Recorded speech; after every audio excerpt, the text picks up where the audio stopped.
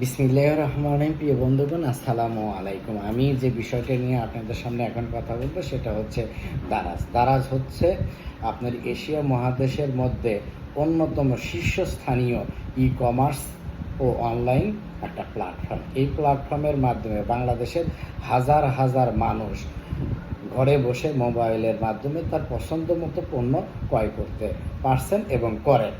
তা আমার কথা হচ্ছে যে একই আইডি থেকে একই সাথে যদি 5টা পণ্য একসাথে অর্ডার কনফার্ম করা হয়, তাহলে কেন 5টা ডেলিভারি চার্জ দিতে হবে?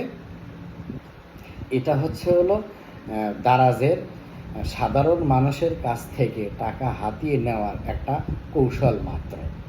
ধরুন আপনি একটা পণ্য কিনবেন, তার দাম হলো 50 টাকা।